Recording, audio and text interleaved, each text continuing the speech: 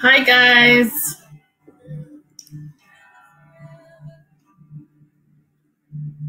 Welcome to Breaking Limitations.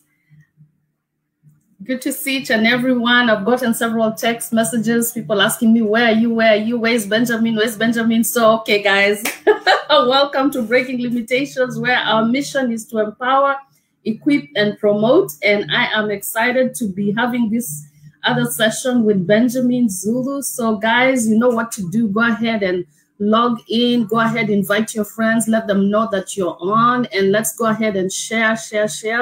So people can be touched, people can be able to pose their questions. And as usual, if you want me to see whether you've logged in, go ahead and put a comment, so that I can be able to see who you are and I can be able to acknowledge you. So we'll give you guys like a minute or two to go ahead and log in. So Benjamin, how was your day? My day was good. Guys, excuse me, I'm working from somewhere. The light is not too much, but I hope we can work with what we have. I'm working from my car. I'm on my way to another show, but I enjoy talking to you guys. And I'm happy to hear guys were eager to meet us. I also missed them. Tell them I'm landing there. One of those days I'm coming. Yes, we are waiting for you, because just now I've gotten 4 text messages already, like, what's going on? So I see Jane is here. Good to see you. Good to see you guys. Keep logging in. And I'll go ahead and just forward it to another group. They had told me to make sure I add them to the Facebook once you're on. So I'll go ahead and do that, and then we'll start shortly. Very good. Okay. Yeah, people have been eagerly waiting. I think we waited. We took a break when I went on vacation, because I was on vacation last week. Yay! Yes, I was on vacation. Thank you, Jesus. It was so awesome. So Jane, if you could go ahead and just share with the different groups, that would be really good, so we can go ahead and maximize our time. Hi, Mercy. Good to see you. Hi, Rundizani from South Africa. Good to see you. Good to see you guys. Keep inviting your friends. Keep inviting. And today's topic is really going to be awesome, because we're going to talk about choosing a partner.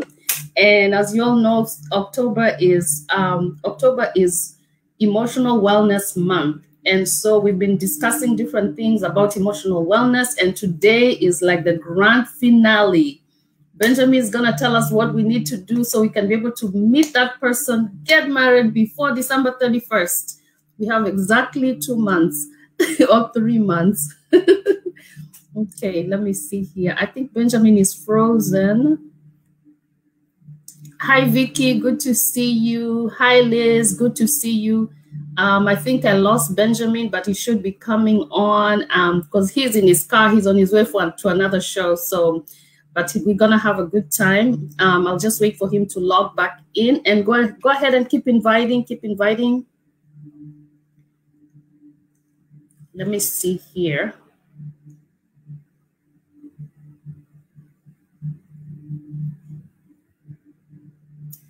Yeah, he should be back shortly. So go ahead and add it to the different groups.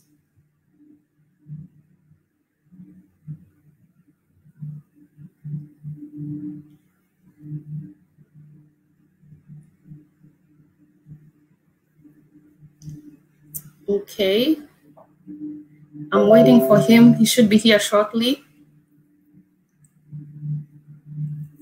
Good to see you guys. I hope you are excited and you're ready with your questions. I'm going to be reading all the questions. So if you can pose your questions that you have, we're going to be addressing those questions even as he talks to us today about choosing the right partner, because I know that has been a topic that people have been asking. And so this is Emotional Wellness Month, and we want to make sure we are taking care of every area of our emotional health, including how we make choices. So Benjamin is coming back up in a bit, and we'll be able to start.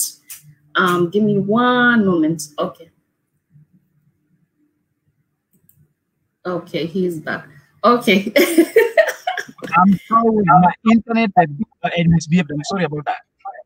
Okay, no problem. I knew you were coming back. So people are eagerly waiting.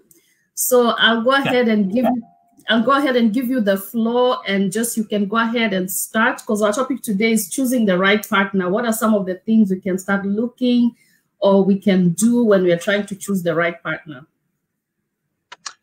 So let's start by saying that, please, a partner is just like the name partner is a companion, and we don't talk about companion when there is nothing we are doing. Before you start thinking about who you need, think of where we are going and who you are.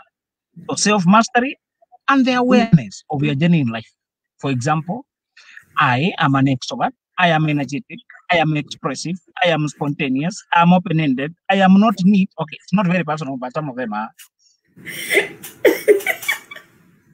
Today I did a couple session where the lady is open-ended, a personality called prospecting or open-ended, flexible, artistic. Those people are not neat. They don't arrange things on the table. As long as they know where things are, there's no need to stress over which one is facing southeast, which one is 30 degrees angle of the table. They don't care about that. As long as they know where to find stuff. In fact, they enjoy that freedom, not being confined by too much structure and order. So there's another personality called the structured personality. They must first of all arrange things so that their brain can function. They say my environment reflects my brain. The other guys don't think like that. So this personality was assigned. Your internet. Oh no.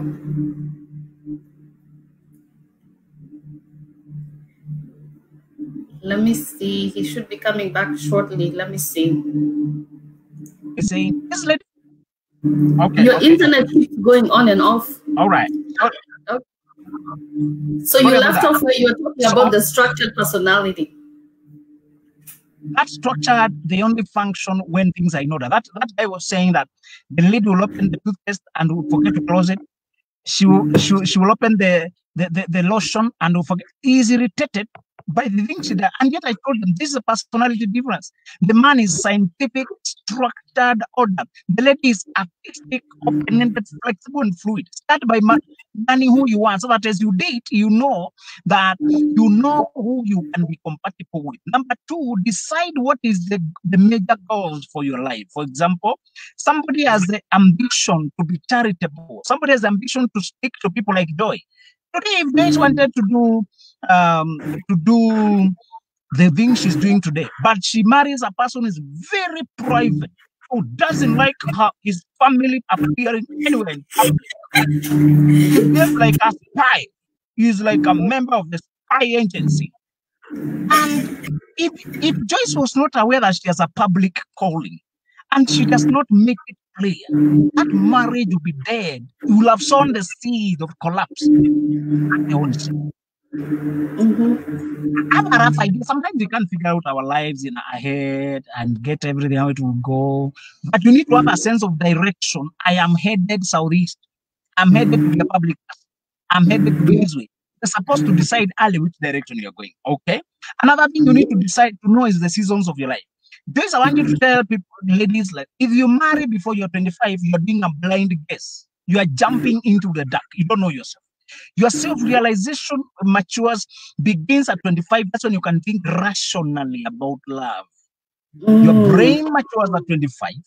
And before 25, there is a part of your consciousness that is absent. In fact, I told you, it's like if I train you with this understanding, you can see that sleeping side of 25. There's something they're completely not aware of. There's some things you did at your 25 today, you are embarrassed. You're wondering what was not working in me. I have done so many articles about the madness of dating at 25, the craziness that you are following a fleeting infatuation. Before 25, the brain is using a part called amygdala, which is a very emotional center. The rational place is called the prefrontal cortex, which is still developing and finishes developing at 25. So before 25, people are using a part of the brain that is more equipped for feeling than reasoning. So don't ask people at 25, what were you doing when you got that baby? They were not thinking, they were just feeling. Understand the seasons of your life. So let's now go to the features. We have said start by knowing a general idea of what you are here to do. Number two, get to know something about your personality. I want to tell people to Google 16personalitytest.com. That is one of the finest tests. in personalitytest.com. You can take that test online, it's free. You can do some material, you find some clues there. Some people keep saying, oh, I'm an ambivert, I'm both extrovert and introvert. I say that's absolute confusion and foolishness. You want to sit on the fence and you'll never understand yourself. You're either extrovert or introvert. You can be a moderate extrovert or extreme. Like me, I'm extreme extrovert. Somebody is an extreme introvert. You cannot be both. It means you're very lost about yourself. You also need to know whether you're a thinker or feeler. Thinkers are very rational and they like intellectual intrigue.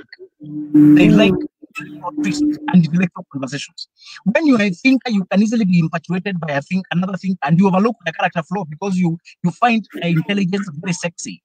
You praise intelligence. You think, oh, thinkers are my type. You go ahead to ignore other sides of the life because you are flattered by their thinking capacity. If you are a feeler, you are attracted by mercy and empathy and sensitivity. A person who is merciful and empathetic, you ignore everything else because you are flattered. You find compassion very sexy. You find mercifulness very sexy. And though you are a feeler, I can see you.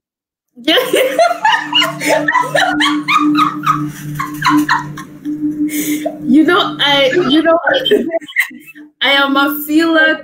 Like even when I enter a room, I can tell you who is in a bad mood, who is sad, who is what, and I just feel like let me go hug them, let me talk to them. But that can also get me in trouble because sometimes everybody else doesn't see things that way, and so I always wonder, why are you not seeing this person is so sad? They're not, even if they're laughing, they're not truly laughing. Exactly. I can see the feeler side in you. Once you know this, after you know your personality traits, you'll be able to pick them in others. Okay. And there's another thing they can tell about you. So you can be either introverted or extroverted, and then you can be a feeler, and then you can be intuitive or observant. Intuitive means you're more innovative. Observant means you're more practical or implementative. You like practicality. And then you can be open-ended or structured, and then you can also be either perfectionist or confident. So those are 5 angles you're going to find in that personality test. You need to know so that as you go out in the world to shop for who works for you, you have a clue of what you're selling. Some people go to the wedding and say, yes, I do. You tell this, I do. And the one saying I do, they don't know the I. Okay. And I told Americans, for as long as you continue allowing high school kids to date, you continue to have outrageous, I mean, over the roof levels of divorce. My bad marriage, Jim is honest for the marriage, and you think that's normal. The heart has been broken so many times, it's only a fragment remaining. Imagine marrying a person and they have 4 ex-wives, and you are here learning to be the 5th because people are starting in the wrong season. Understand the season of your life and be patient. Yeah. Now, these are the qualities after you've determined those things. Quality number 1 for a woman, you want a man who is not quick to take you to bed. He wants to love your soul before your body. It's okay for a guy to appreciate how your body looks like, but he needs to know how your personality is. If the fella is only compartmentalizing you into, oh, I like your book, oh, I like your sitting allowance, oh, the way you're mine. That's okay, but at some point you want him to, you want to hear him say, I like the way you think. Not to hear him say, I like the way you're Christian, I like your view on life, the way you interpreted that thing, I was impressed by it. And Joyce, one way to eliminate people falling in love with the container and not the content is to use phone communication. Use not video calls. Video calls sometimes are very distracting. When we talk on phone, you can only term me with 2 things: your voice and your thoughts.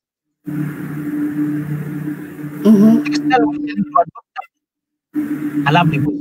Women have a very coarse voice. They don't pay attention. They just talk, yeah, good morning. This is we talked the other day. No. Develop, hi, good morning, this is Joyce. How is it there? Develop a voice that is attractive. Okay. There's another charm with the phone. Because the phone is speaking to the ear, it can have a very romantic effect because it's like you're whispering something to my ear. Under normal circumstances, we don't speak to each other's ear. But on the phone, you're speaking to the ear. So it has a very romantic, but you also need to be aware of it. It can be a very unintended romantic effect. But I want to ask you to fall in love with a guy who appreciates your personality, how you think, how patient you are, how you love reading. And Joyce help out like, You need to invest more on how you look than how you think. Something is wrong in your hair. You need to invest more in materials for learning than in cosmetics and makeup. Yes, that's so true. If you advertise to a man only how you look, and then you're making faces, and then you have this makeup and the foundation 1 and foundation 2, and over there and a twist and a finish and a touch up, and for 2 hours you're on the mirror and 0 minutes reading, 0 minutes watching motivational materials, 0 minutes studying anything quotes. All the pages you follow online about manicure, pedicure, massage, the makeup, cosmetics. You are concentrating on what is fleeting. If your man only liked your shape, there are other women who can beat you at the shape, and your body is deteriorating with years. You can't Yes. like that. You must not invest in what you cannot maintain. We're not saying ignore your body, but don't stop there. Market that which you can control, the way you think, the way you carry yourself, your patience. And Joyce asked ladies also to avoid men who have bad temper. A man who, even if, especially if he converses and says, "No, I have a bad temper," but He'll be like, I already told you. temper behaves like a possession, like a demon. When he is in that place, you can't control him. He can do something, then he wakes up as if he's coming back from insanity. Temper is temporary insanity. Would you marry a person who has insanity?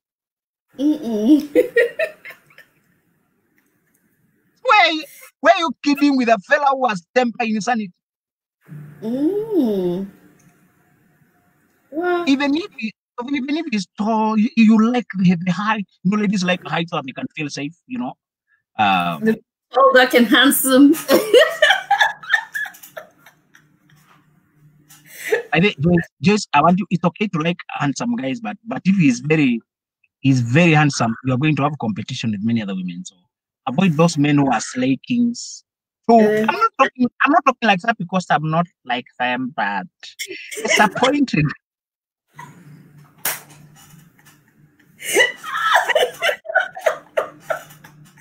Oh my God, you are just something. I don't know whether there's a touch of jealousy in it, but I also know there's a touch of truth. Oh, let me get composed. I acknowledge there could be some jealousy, but I also acknowledge those guys who are extremely handsome, when they are around, I am invisible.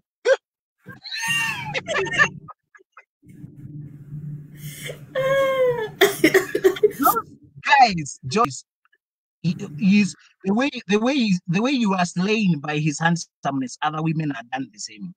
Go past how he looks to the way he conducts himself. His character that can be sustained. Charisma is fleeting. Remember that. Charisma is fleeting. It is character that you can count on. So look for a man who is not possessed by anything. I've told you one possession is anger. Another thing is gambling. All men have 4 types of temptations. Rule out the following. Okay. Anger is so bad. It finished Moses. The Moses of the Bible who had a journey to the promise. He did not reach that because of anger. Because of anger, yeah. Number 2 is drugs. Drugs, if he's addicted to alcohol, cocaine, or booze, marijuana, the weed, and he says weed was found in the grave of Solomon. Weed has a lot of wisdom, and he has this ganja farmer, ganja farmer, he has this Jamaica, they have a culture. Every drug brings a culture. Weed brings that, it is associated with the reggae culture. It's never too late for a man to rest. Laziness, slowness, burning spear. Do you see anything to smile of? Sadism. Every caliber of music brings a culture. Caliber of drug brings a culture. If he's addicted to any of that, even if he says he is in control, no addict admits that they are addicted. They always say that they're in charge. He is into drugs, and when we talk about alcohol, some people they social drinker. There are people who never get addicted. They drink when there's something.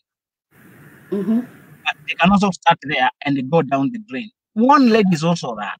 Traditionally, our mothers never drank and fell somewhere. If you are a party girl, you might never get married because we are afraid of you. Who will take care of our children? Even if I drink myself, I want the mother to get home with the children. Who will breastfeed? I want my children to breastfeed alcohol. Yeah. Can you shape up? You've thought far, yes, but that's true. No, you see, I had a mother, and I want my children to have a mother. I'm thinking of that also. Yes. I don't want my children to have an absentee mother. We can survive absentee fathers, but we can't survive absentee mothers. They scar us for life. Yeah, that's true. The mother is a primary caregiver. Also, Joy, tell people not to tattoo their breast. The children will grow looking at a tattoo, and they will tattoo the whole of their body.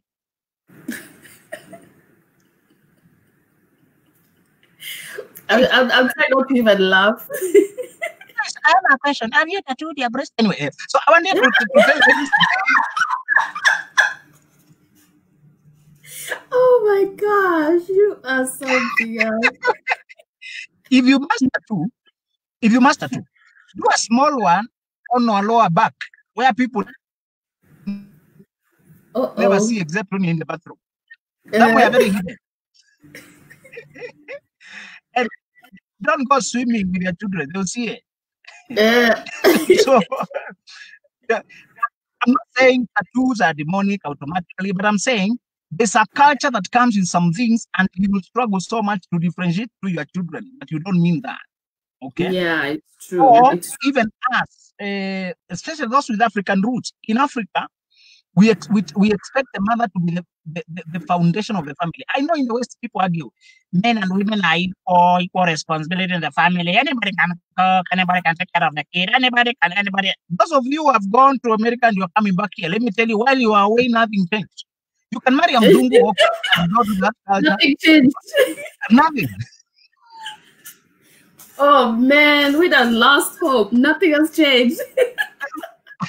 You know, and I want my brothers in Africa to be aware of returnees. Those of you women who go America, you stay there, you come back here to try, and then you have all these Western ideas. You know, in American men are like this. They can even cook. They can wash. It doesn't matter really. You know, we're in 21st century. You know, and I'm looking for them. And I said, keep looking until you die. So, they say, I want you to be a balance, be exposed globally, but don't come to marriage with an activist mentality. Yeah. Be ready to play the role. And women don't want a man that they hate being a wife. I want to warn men. Those men who are listening to me. Not every beautiful woman is a wife material. Some are wild things. You cannot domesticate them. Is there any man watching? Please confirm whether there's a man around. I'm telling something. I'm sure, yeah, there are men watching too, because it's live everywhere. It's not just for women. There are men watching. Men, listen to me. Some women are very pretty. They are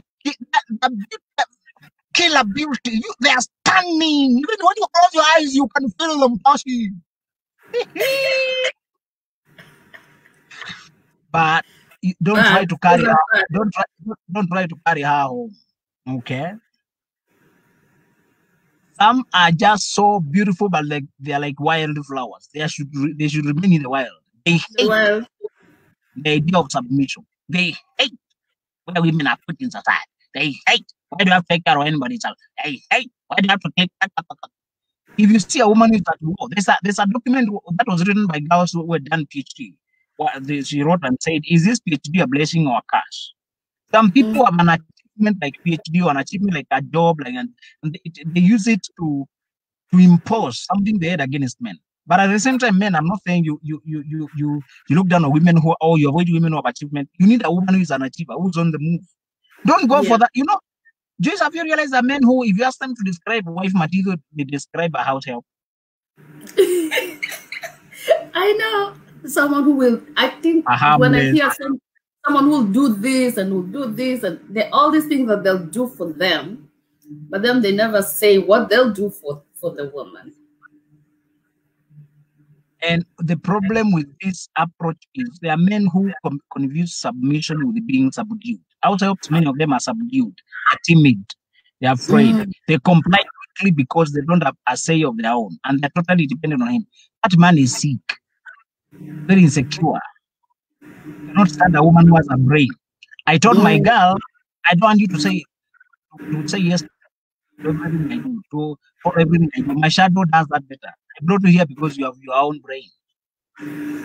I want you to add to my ideas, to challenge me, to stir me on, to think a different direction, to add to ideas, contribute to what we are doing. You know, I want to see, I want you to feel, I want to feel your presence. So if two people are always thinking the same, one of them is unnecessary. Okay?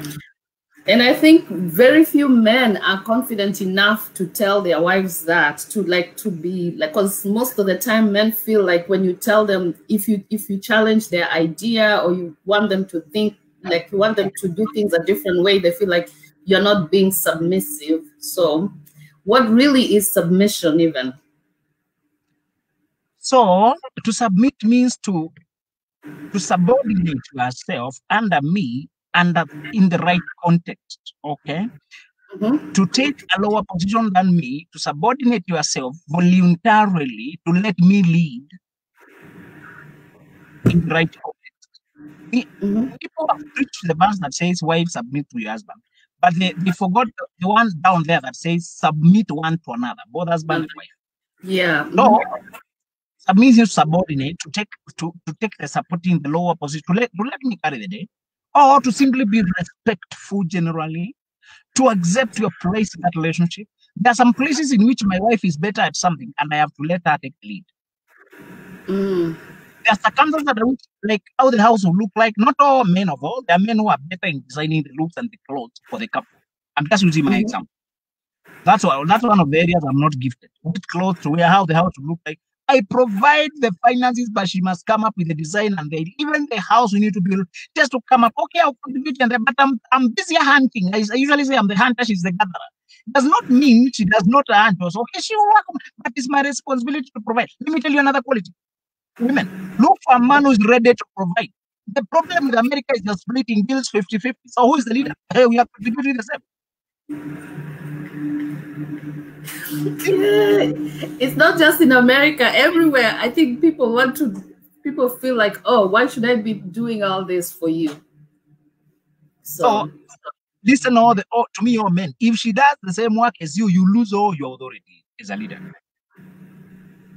Leaders do more. They take more responsibility. That's how they earn their right to command, to give. That's how they earn their position. If you pay the same, and I want to tell women that even when we are both working, the women always have another job. The job of taking care of the children, taking care of the man, thinking about the home. Women always engaged with their home, and it's very involving. What shall we eat tomorrow? If you leave it like that, the man will not. He may not even remember there was food to be cooked. Yeah, they'll just remember they were hungry. Exactly. I suggest to women ready to take the position of a leader. If it says we shall lead equally, ask yourself whether a car can be driven by two people. So, another quality I want women to look for in women. I want to tell men only 3 things. The other things are negotiable, but these 3 are not negotiable. Simplicity. Simplicity means she can be impressed by simple things. You don't have to take her to Hawaii, Malaysia, so that she can smile. There are women who are so hard, and men take on those women as a form of talent. Oh, she's so hard to please. I want the talent. Bro, you will run out of friends. You cannot race in the world and race at home.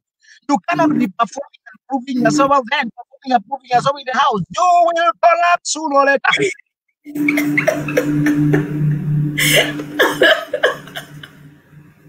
You want a woman who you bring her a cup of tea. Hey, Syria, it's cold. I brought it. She's so happy. She's happy you remembered her.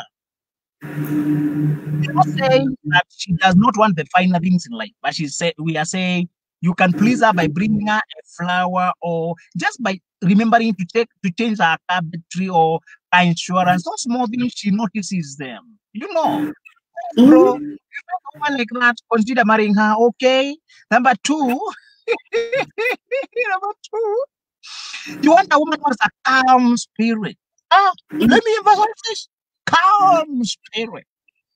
Inwardly, she has the opposite.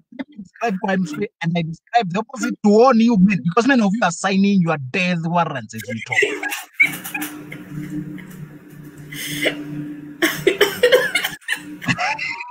You want a woman, a calm spirit is demonstrated by a smile, a quietness, composure, easy.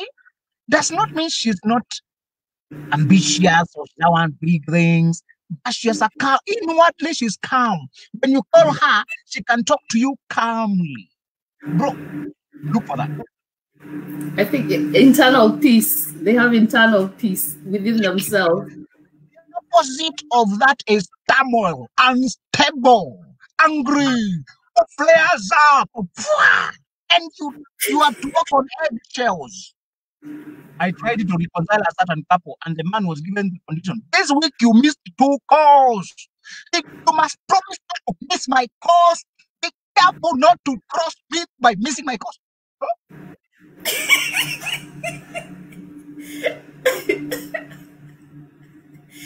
Oh boy!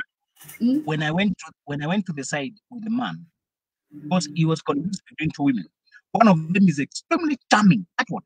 Those women who are unstable are also extremely charming. Oh my God. They have the kind of beauty that can shake even the blind. Oh, yeah. So, and she has. So, the girl has slain the man with beauty, but she's so unstable emotionally. She has flares of temper. She's so impatient and insecure. There's another girl who is very calm and patient and loyal, and oh my God. So the man is torn between the two. But he came to that with that one who is very charming, because she keeps saying, I love this woman much. So I told her, it's true. The virtuous woman, one who is calm, will go on. He has been waiting for her. She has been waiting for him, and he's not making up his mind. And the charming woman will remain. This charming woman will turn your life into a living volcano. Right now, he's walking on eggshells, not to cross her, not to miss a call. Wow. Even if I was dating one of those women and the call came in now, I would have to excuse myself to receive it. Wow. Even if I've just seen those people, even in church, in fellowship, they're holding their phone closely. They have to put like a little finger of stepping out. Because they know if they miss that call, there'll be a storm for the next 1 week.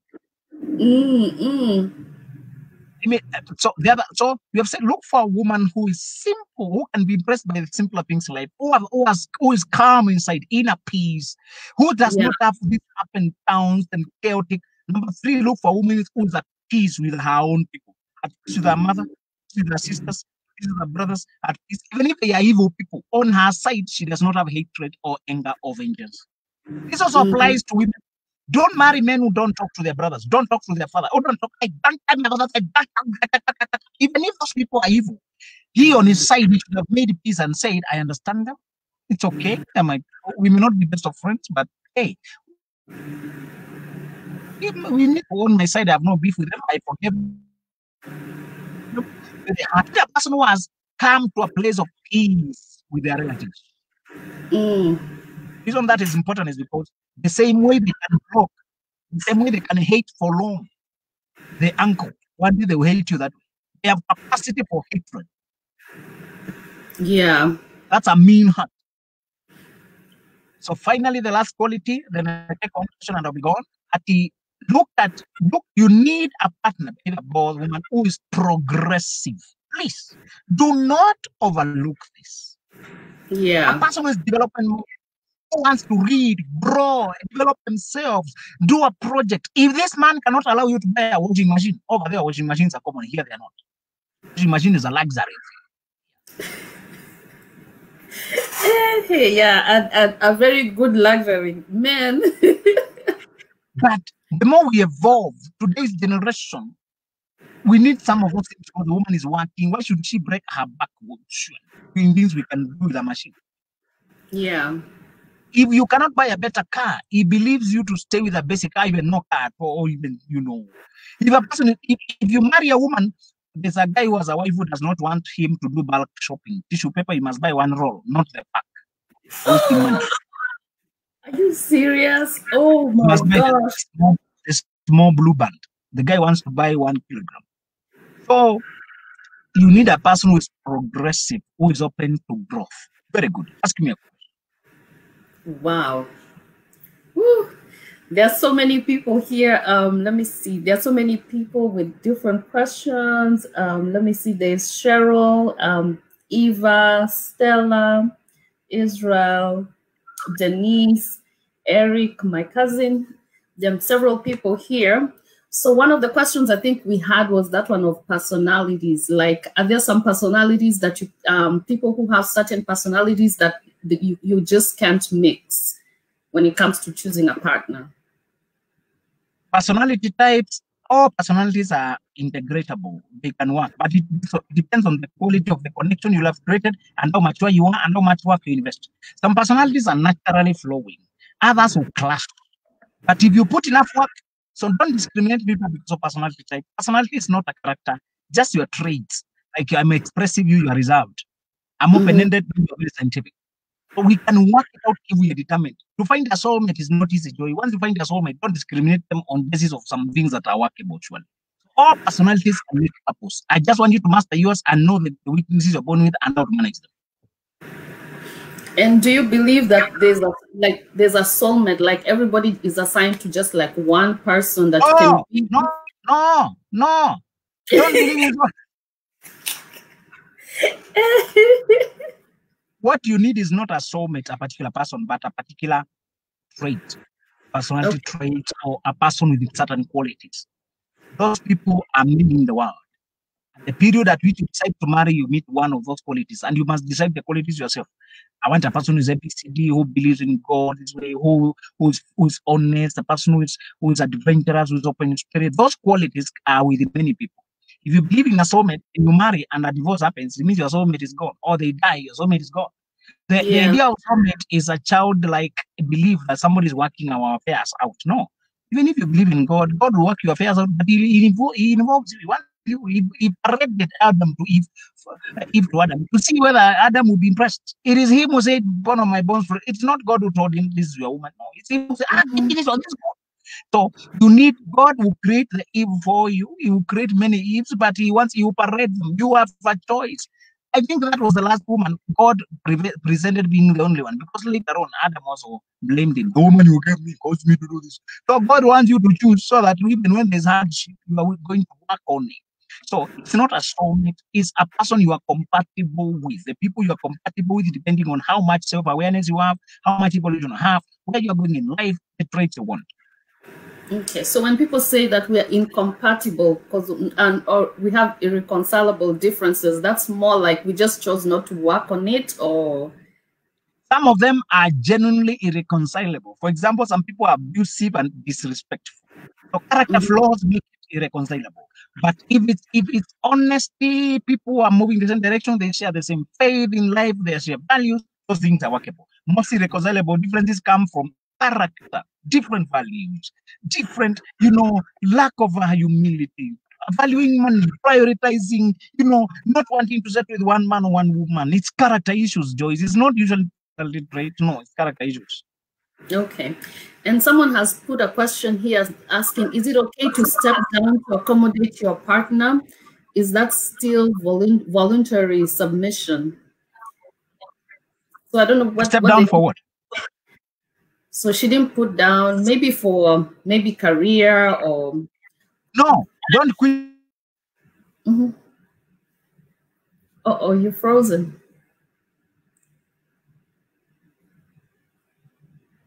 Eva, let me see whether he'll be able to come back so you can get your answer. You are going to adjust your careers so that you are available for your. Okay. Let me answer this one before I go. Some guys are looking for me. So I'm saying, don't abandon your calling. Just adjust your career and to be compatible with your partner. Don't stop your life to be there for your partner. Just be available. Okay. One more, I know you have to run really. So one more question, because sometimes you people have you decide that your partner goes maybe to grad school first, and then later on it's gonna be your turn to go. But when he goes to grad school, maybe becomes a lawyer or whatever, then he decides, oh, I don't even want you anymore. And that time you've already given him time to get his stuff. And now when it's your turn, he decides that he doesn't want you anymore. So I think that's betrayal. Joyce, love involves a risk. If you trust a person, you're also taking a risk that they can betray you. If you get betrayed, please process it with acceptance. Don't kill yourself. Don't quit on life. That person, as trusting me is your choice. Me proving you right or wrong is my choice. So don't fear taking risk and developing your partner. Don't say, if I take you to school, you'll abandon me. Take them to school. They might as well not abandon you. But if you get abandoned, pick your life and move on. Don't stay there with bitterness. Don't stay with so it's a risk. Love by definition is a risk. Don't fear it. Move on. Yeah. I know you're out of time and you have to run, but this was really, really good. I feel like we need to continue, but but I know you have to go, and I really, really appreciate you taking the time. And today you are in your car office. You have several offices. I tell you. But I'm learning from you. This was really good, and I know a lot of people really appreciate all that. I can see so many notes. I see Eva. Eva said she was asking about career. I see there's Kinyanjui here. Oh, Lily is saying, please do another session. So it's all up to the boss. Can we do another session? Yes, we can. Yes, we can. Yes, they say we really appreciate you, Benjamin Zulu. So a lot of people were waiting. So, you know, we love you. We want you back. So I know you got to run, but we really, really appreciate you. Thank you so much. And yeah, we'll talk later. All right. Okay. Thank you so much. Much welcome. Guys, thank you so much for logging in. Thank you for sharing this session. Go ahead and share it in the different groups. Let people know what Benjamin shared with us today. And we'll definitely try and do another session. This was supposed to be our last session for October, because October was Emotional Wellness Month, and we were just addressing different things that involve our emotions. And so we're going to work and see whether I can bring Benjamin back again, maybe in November. So be on the lookout. If you're not already following me on my Breaking Limitations page, go ahead and make sure that you're following me on that page. Let me put that information here.